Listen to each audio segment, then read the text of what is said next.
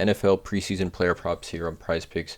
Before I get started though, there is a link in the description below to sign up for PrizePicks. They will match 100% of your first deposit.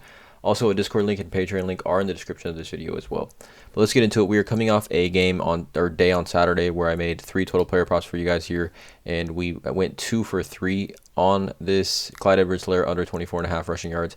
Tim Boyle under 120 passing yards, and then we missed on Josh Allen's over 79.5 passing yards. He just went one series, absolutely balled out, and then they took him out the game. So that's just where it comes with here on preseason plays on PrizePicks. A ton of variance, ton of volatility, and it really just comes down to minutes and amount of snaps being played by these players. So just keep that in mind, you guys. There's a greater chance of these plays missing than they are hitting, more than any other aspect of the NFL season right here. NFL preseason plays, ton of variance, ton of volatility. But I'm gonna give 3 total player props that I do like on the NFL slate today. Again, just one game, Atlanta versus New York Jets. So again, also with one game, ton more variance, ton more volatility here. I'm gonna give 3 plays that I do like. Again, I'm not a financial advisor. This is not gambling advice. It's important to mix and match these and tail lightly as well. More specifically, even tail lightly in the NFL preseason. But let's get into it. First play is I like Mike White over 110 passing yards. He did play game 1 here, or preseason week 1 against the Eagles, and he went 10 for 20 with a 64 passer rating, 98 total yards. So I think he definitely bounces back. There's no Zach Wilson, obviously he's injured, and no Joe Flacco in this game. So it's going to be Mike White and Chris Streveler who are competing for that QB3 slot, temporarily actually the QB2 spot to back up Joe Flacco when the regular season starts, ideally. So these two are obviously competing. I think Mike White, at bare minimum, is probably going to play a half. Obviously, he played last season, had a 405 passing yard game in a real NFL game against the Bengals last year. But I just like Mike White to bounce back. The underdog has him at 120.5, so I think there's extreme value here right now for him at 110.5. This has a good chance of bumping, in my opinion. But I like this article here on Pro Football Network. It talks about Streveler outplayed White last week nearly every metric, but I don't think White is finished. A 2018 first 5th round draft pick, he is more reliant than most QBs on pass protection, an issue since college, but the Falcons were last in the league in 2021 in sacks with only 18. The next worst team was the Eagles with 28 sacks. That's a gapping difference. If White had to prove himself against any squad tonight, he couldn't have asked for a better matchup. Yes, Atlanta has improved their defensive line in the draft, but on the whole, this unit should remain near the bottom and pressuring the quarterback. White has shown he still belongs in a Jet uniform. I think we'll see significant improvements tonight. So just even a little improvement tonight from 98 yards to 110.5 over.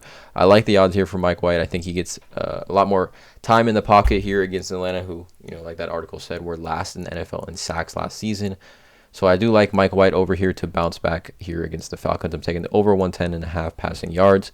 The next one is going to be a fantasy score, and this one is the one I probably feel least confident in and one that could bite me. But I'm going to take Breece Hall under 2.9 projected fantasy score. I just don't see a reason for the Jets to really even give him multiple touches in this game. I've been seeing online on Twitter and even Discord people talking about they're smashing the Breece Hall over 17.5 yards. Now 17.5 yards is obviously less than 2.9 fantasy score, and where this could bite me in the butt, where it did actually affect me or did hurt me in my props a few weeks ago was I don't know when it was, but I had a player obviously, and it was a running back, and he just scored a quick rushing touchdown. He finished with 5 rushing yards and 1 touchdown, which obviously is a clear over fantasy score. So this Breece Hall one is kind of a little bit scary here, but I like the under. I just don't see a reason the Jets play him multiple touches. I think maybe one series. 17.5 rushing yards is somewhat attainable, but 2.9 fantasy score where, he didn't catch any balls in that week 1 game.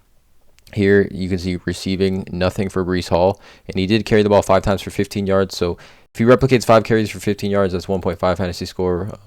Obviously, he would need 30 total rushing yards if he just gets rushes alone to hit the over here on the fantasy score. So I'm taking the under on Breece Hall. My reasoning is just I don't see them giving him multiple touches. No need for him to have multiple carries in this game. Him being, they traded up to get him. He's obviously going to probably hopefully be their bell cow back this season. So I'm taking the under here on Breece Hall. And then the last one is just a fun play, but I just think it's some good value. It's going to be Younghoe Koo over projected field goals made 1.5. So he just needs 2 field goals to hit the over on this. He hit 2 field goals in this game here against the Detroit Lions. He went 2 for 2. Obviously, Younghoe is an elite kicker in the NFL, and he's the kicker on the team. There's no need for there to be a backup kicker playing in these games and things like that. So I'm going to take Younghoe Koo over 2.5 I think if he has the opportunities to kick field goals in this game, he'll smash both of them. So this one obviously has some volatility as well, just to, if they go for it on fourth downs and things like that. But Younghoe Koo, 1.5 projected field goals made. I'm taking the over on that one. So those are the 3 total player props. Again, ton of variance, ton of volatility with these plays. It is important to understand that. So you guys bet lightly, tail lightly, things like that. But hit that subscribe button. You guys drop a like on this video. Hit that subscribe button, and as always, have a great day.